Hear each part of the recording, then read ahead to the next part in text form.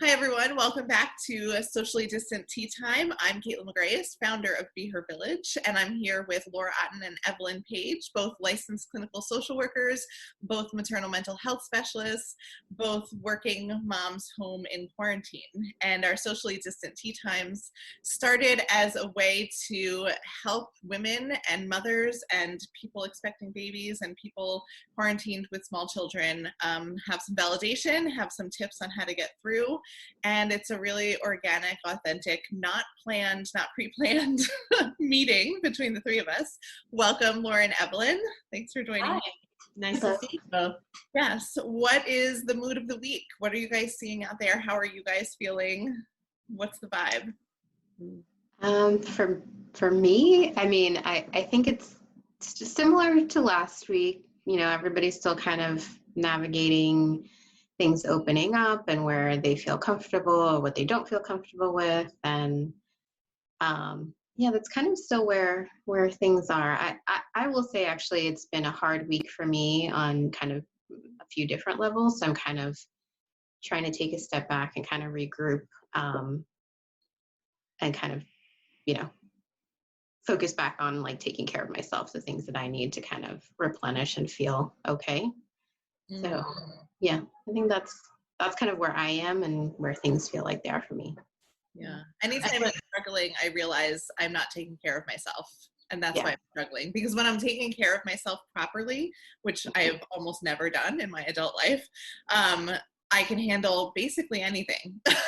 But I find, like, why am I stressed? Why am I vulnerable? Why am I, you know, giving too much of myself? And it's like, oh, because I didn't even remotely consider myself. You kind of have to do the checklist of the basic needs first. So am I lack of sleep? Am I just not eating the food that feels right for me? Am I not moving the way I need to? And then you can go into that higher level of, you know, for you, you're crocheting, Evelyn, is important to you, or spending out time outdoors. I know for me, the lack of sleep really affects me mentally. I saw something that really spoke to me. This was a while ago, something about, like, sometimes when I spill over a glass of water, I'm like, oh, these things happen. Like, let's go get the paper towels, kids. And like, you clean it up and everything's fine. And then other times it's like the world is crashing down and you can't even handle this spill that just seems so enormous. And I love that because it was such a great example of how same situation, and sometimes you can just handle it, and other times it feels so much worse, even though it's the same situation. My landscapers are here, guys. I'm sorry. I'm going to close the windows while you guys discuss. Yeah, it's well, I do know I've made like 3 shawls in the past week because I've just like, I need to like work some of this out. But it's true. It's kind of like, what are the things that kind of fall off that, you know, typically you would do to take care of yourself? Like I've said, you know, crocheting is kind of a huge thing for me. It's just very meditative. And like the couple weeks before, you know, that had fallen off. And so, you know, I've kind of like made it a point to put that back in. So, you know, that's been helpful. You know, some of it is just, you know, again, kind of I will say I had my first like going out today, this morning. I took my kids to the pediatrician. So it's like, but that literally was the first time I've been out since mid-March. Oh my goodness. Yeah. I'm so happy for you that you got out. And also the idea of being at March, April, May, June, that's 3 full months at your home. Yeah. And so I'm sort of lucky in that the days that I am working and seeing clients, I go down the road to my in-laws' house and they have a room that I can just use, and because I'm just there from like 8 to 8, you know, and seeing clients. So I do like leave the house, but I have been pretty isolated, but that has just felt like right for our family for a lot of different reasons. But going to the pediatrician, I'll say, was like, it brought up a lot of anxiety. I did not like it. I mean, it's a medical office. It wasn't like you know, the kids just needed they were due for their checkups, and but I didn't like it. I didn't like being around people wearing masks all the time. And again, like, it was a medical office. That was kind of you know, that's the protocol, obviously. And I'll say, like, I'm still pretty comfortable kind of being more isolated than going out. So I hear you on the mask thing too, because I struggle a little bit because the masks for me, as we've talked about in other episodes, are extremely triggering in terms of like alarm and alert and it's weird and the world is fucked up. And I just like, I have created this bubble for my children. They're probably happier than they were pre-pandemic. They're home with us. They've got activities. They're engaged. They're doing good. So the masks for me are triggering. I wear them the very few times I go into a store or I have to go like mail something at the post office. So I've probably worn, or we went to the pediatrician's office. So I've probably personally worn a mask out in public like 5 times. Like that's it. But I go out all the time. We go hiking, we go to the beach, we go to the playground. Like we are outside all the time. But again, it's this like pretending that it's not actually happening. And then there's like this other mask thing where people are like against the masks because it's a hoax and it's not real. And I'm like, I find myself in this position a lot in my life where I like I'm like, my views kind of align with this crowd, but not for the same reasons. You know, like I'm anti-masks because masks suck. They suck. They're hot. They don't feel good. I don't like the way they feel. I don't like the way they look. I don't like the feeling that the government's telling me to do things. Like none of it. I hate masks. And if I could live in a world without masks, I would be happy. And yet I completely and totally embrace and understand and accept the science and the fact that the coronavirus is a real thing and that masks are protecting other people and that I have to have empathy. Like I live in this gray area in the middle. It was just, I think it's part of it too, is that, you know, if you cover your face, you know, you get like I found myself as I was in the doctor's office, like staring at people's eyes because I needed to like get a read on like what people are thinking, you know, and it's, you know, and like I was smiling under my mask and obviously you can't see it, but you know, your eyes, you can tell like in somebody's eyes. And so, but I found myself like staring, like as I smiled behind my mask, was somebody smiling at me? Were they okay? Was I getting too close? And it's, you just, you know, I don't know. I mean, maybe Laura, you can kind of relate to this, but as like a therapist, you know, we read so much in our clients' faces and just people's faces in general. And I just found like, I felt like so much was cut off and I didn't like that feeling. No, it does remind us of how much we communicate with our entire face and our whole body language. Yeah. That's one of the things I say when doing telehealth, with starting someone new, like, I can't tell if your foot is tapping furiously. So you could look calm, cool, and collected. And normally, if I was in person, I would reflect that to you, that your foot was doing that or your leg was doing that. Now I can't. So we are going to miss things. I try to avoid going to the store, Caitlin, for the same reason. Because everyone finds them uncomfortable. I find them uncomfortable. But I found myself, I smile at people. And then I'm like, what am I doing? Like, I'm not smiling. I'm smiling at them, but they don't know I'm smiling at them. And you're right. You want to communicate these things of like, hey, we're a community. We're in all of this together. And the mask does that. It's saying like, look, as much as I hate this, I'm doing this, you know, as that pact that we're going to have with each other. But you're right. It's so uncomfortable. And a few people I work with have difficulty breathing because of anxiety or because of asthma. And now let's put a cloth over your face. So there's a real physical level of it's hard to breathe. And then that makes you more anxious, which makes it harder to breathe. And it really spirals out from there. So Caitlin, I'm definitely with you. I think I've mentioned this on here before. Like my husband has been in charge of grocery shopping for the past 2 to 3 months because I panic bought and spent way too much money and bought ridiculous items that we like can laugh about now. But I was stressed out and miserable and apparently buying a lot of food, you know, was like coping with that. But he's in charge of it because I just realized totally guilty of that. Yeah. This is too much for me. And that speaks, I think, to let's work with our partners to find where our strengths lie. And there are other things that I do that he's more uncomfortable with. And I just feel better about it. So I need to communicate that. And then we need to balance the workload a little differently there because I cannot apparently handle grocery shopping right now. And maybe there's a phase of reentry that is Laura can return to the grocery store and not spend hundreds of dollars on items we don't need.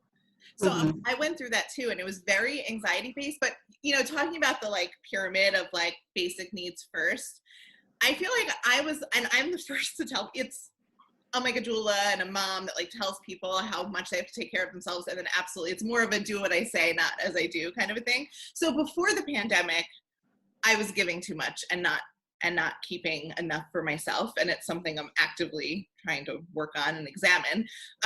But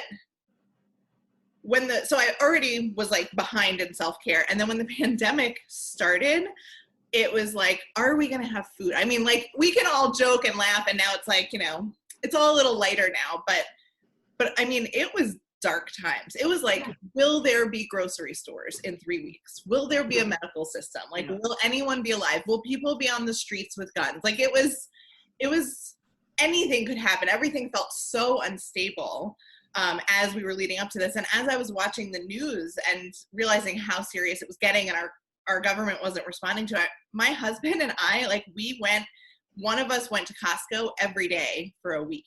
We bought like $3,000 of food and made an inventory. And like, it was the first time in my life I was scared of not having something to eat. And it wasn't about me. I could go a few meals without eating. I would be okay. But it was like it was a very primal feeling. I think we kind of all got stripped down to like this primal place when the pandemic hit, because it becomes survival.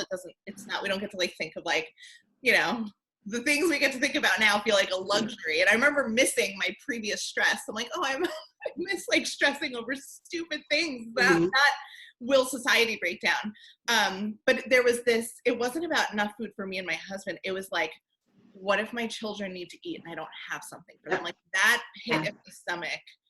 That's what it was for us too, you know, just like, and again, it was like stupid things of like, okay, I need to buy this giant, because we went to Costco too. And it was like, I need to buy this giant thing of goldfish crackers, because what if they need goldfish crackers and I can't like comfort them in some way, you know? And so, yeah, we did, like Caitlin, we did the same thing. We just like stocked up, I think maybe like the week before, because I was already starting to feel that anxiety.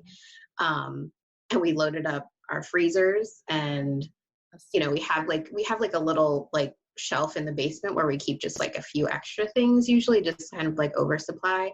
And there was like a huge like stockpile. And then of course I felt guilty because I'm like, I shouldn't be stockpiling, but my anxiety like kind of went into overdrive around food. I was like, I need to make sure we had, and I, you know, kind of like planned it out. And I was like, okay, we have this many meals to go, and like I could go for this long before we like absolutely need something.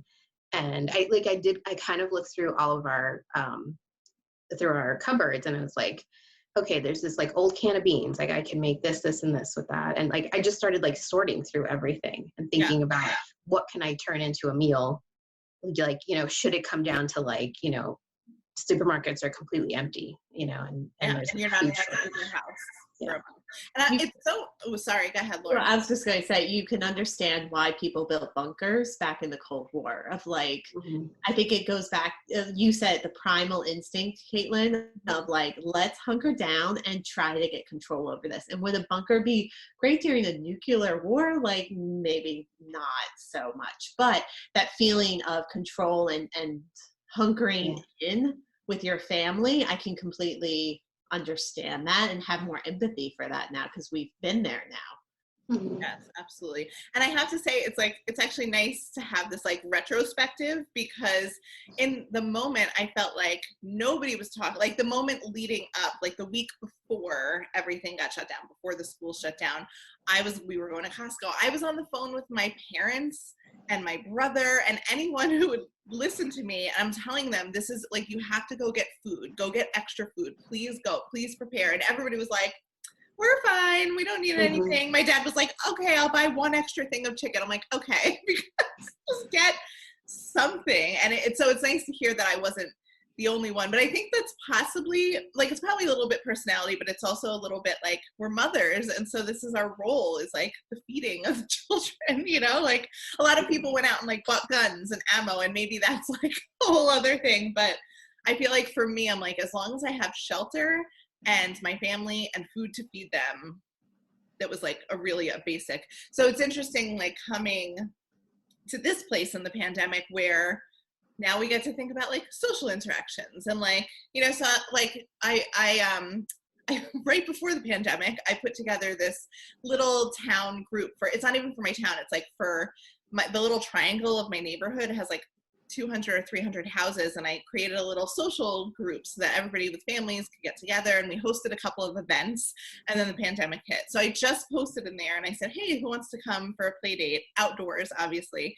and a bunch of families said yes. But I have this one neighbor who I love. She lives 2 doors down from me, and she's like, she told me in the beginning of this, I was like, do you want to get together, like just testing the water, you know? And she was like, I'll see you in October. Okay. So I tested again. I invited her, and she was like, really, I'll see you in October. In October. Sounds good. Because, you know, there's no like right or wrong to how people feel comfortable, but it's such a relief to be navigating that than to be navigating what will I make with my last can of beans as you're navigating. Right. We all had some level of that, for sure. And it does show us a theme of my sessions from last week was, you know, the affirmation of I can handle it if something does go wrong, if someone does get sick, or if another wave, if and when another wave comes, I can handle it. And reminding ourselves that at the beginning of this, it felt like we couldn't handle it, and we did. And here we are, and we're okay. And people have lost loved ones, and people have lost jobs, and there's been a lot of suffering. And for those of us moving along and trying to figure out these decisions, we're handling it. And even people who are grieving right now, as difficult as this is, and managing anxieties, it's still moving forward. And I think it's important for moms and for families to remind ourselves of that. It's not of that panic of what if this happens, what if that happens, what if this happens. It's if something happens, when something happens, I will handle it. And reminding ourselves of that.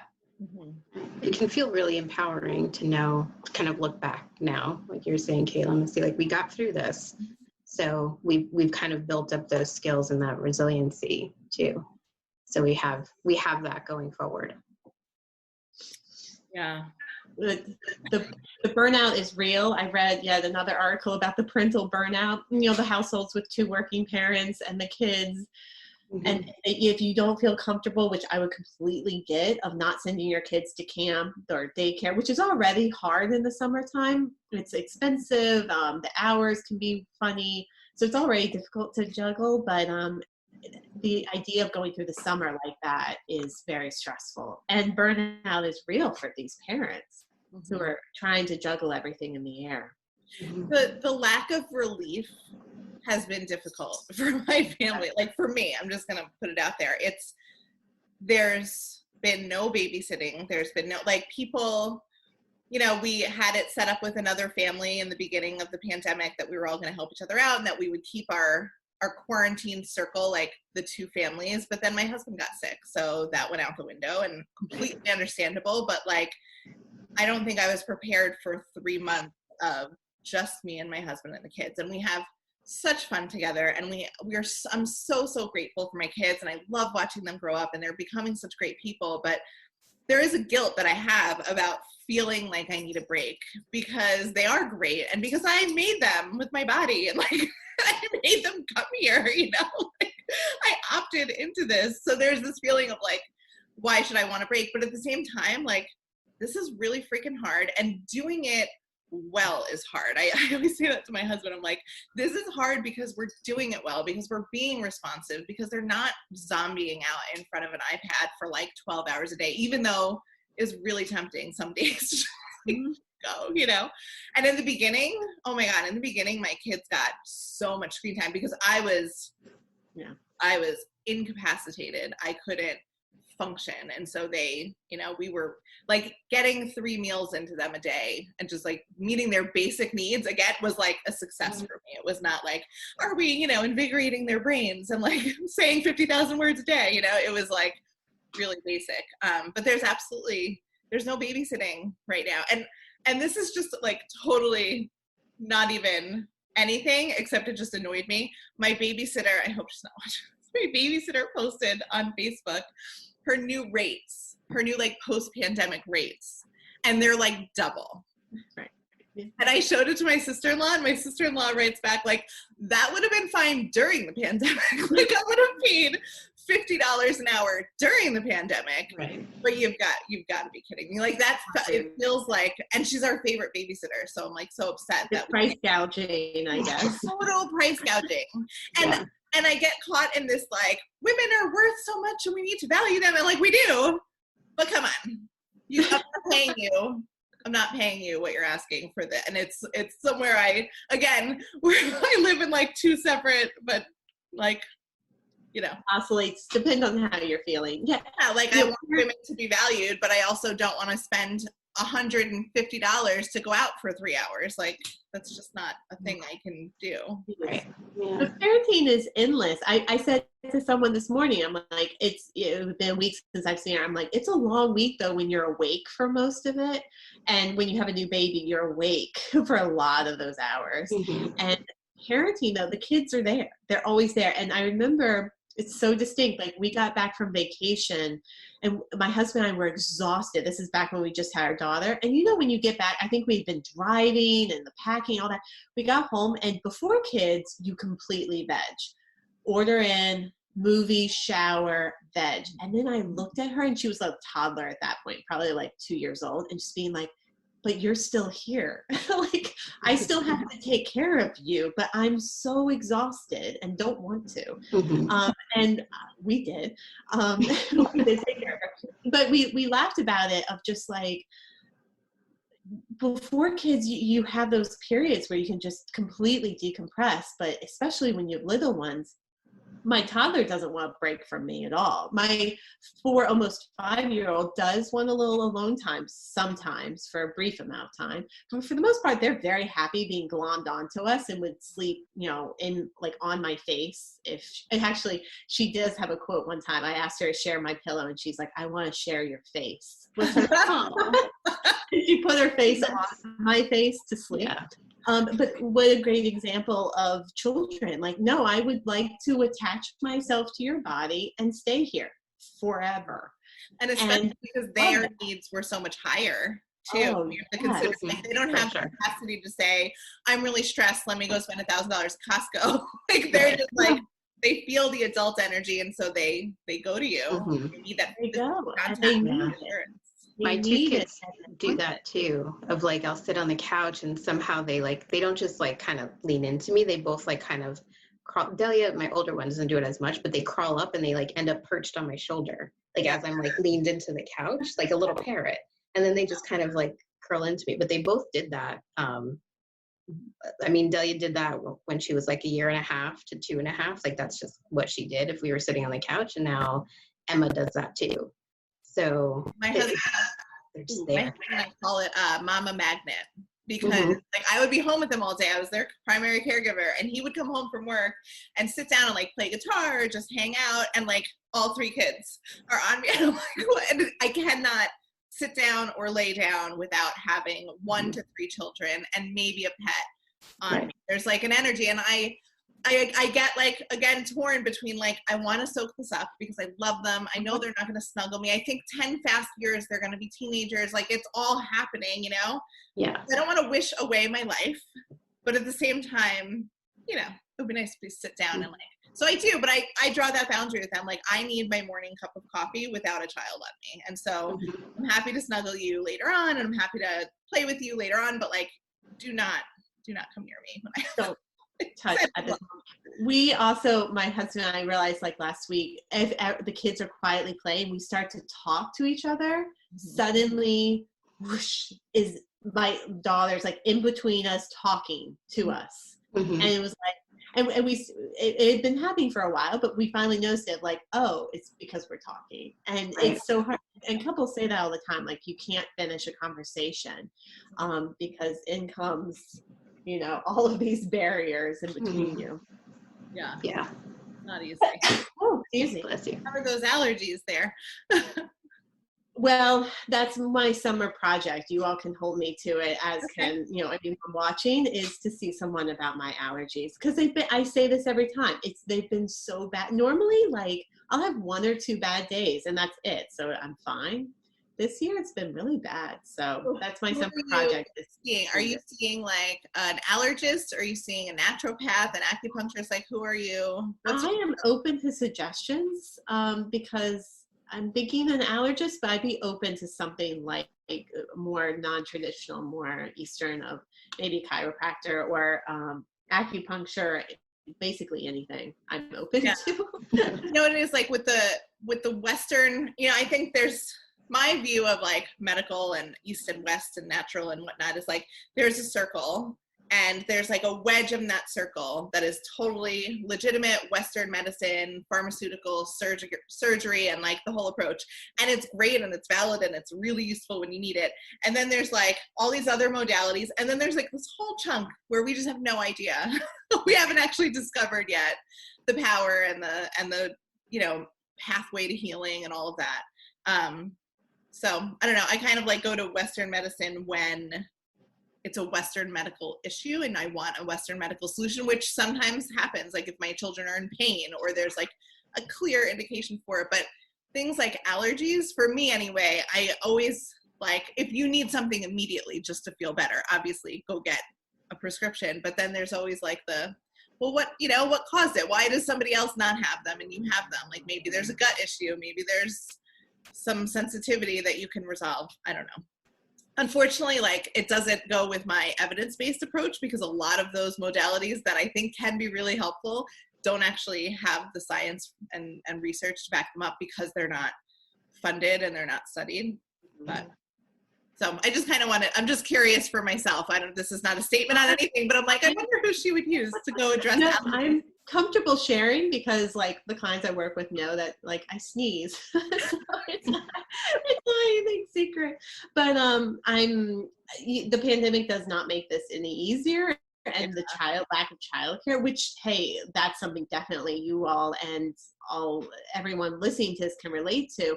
How do you make it to appointments when you're trying to juggle all of this? And so it's my project this summer to carve out that time and to make that available for myself because I need to. Yeah.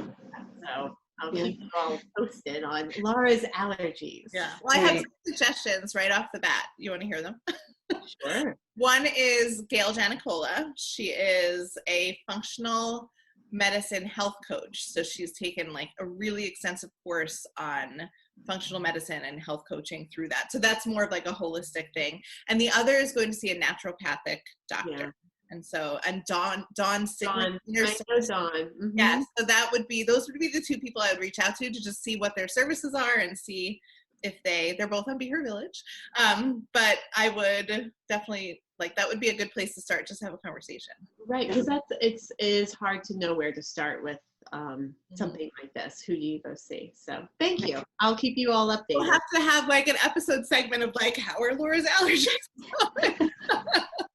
We'll come up with a little jingle for that. Yes. Oh my God. I love it. This is going to develop into something great. I can tell. Well, you all care so much about me. Thank you. Yeah. But I think that's important. I think the piece you said, Laura, about finding the time to make these appointments, because I've been thinking like I need to go do like my well woman visit, and I mean there's like very small talk between my husband and I whether we will try to have another baby and kind of all that. But right now, like when do I go? I can't bring the kids with me. I don't want to bring them to that appointment, but he's working full time. So it's kind of like juggling, like when do I go do that? Like I'm also, a woman of a certain age and I have to go get a mammogram. So, finding time to do that. And, and right now I know I've been putting it off because I haven't wanted to go out. But I know I shouldn't put that off, forever either. So. Okay. When you're in the country then. Yeah. We'll just be my medical segment. There you go. We'll follow up because you know what? That's what people who are watching and listening are going through too. There's lots of things that I think every single one of us wants to do or maybe doesn't want to do and is maybe putting off because of the pandemic. That's an easy thing to slide into too. Like, oh, that's totally my excuse right now. I'm like, oh, it's the pandemic. Like, but, I do know, I recognize at some point I will have to kind of, I did venture out of my bubble today, but Right. You know, I can't put off everything. You know, at some point I have to get comfortable with some level of, you know, going out. Yeah. Mhm. All right. Well, next week we will follow up. Thank you guys so much for your time, and we'll see you next week.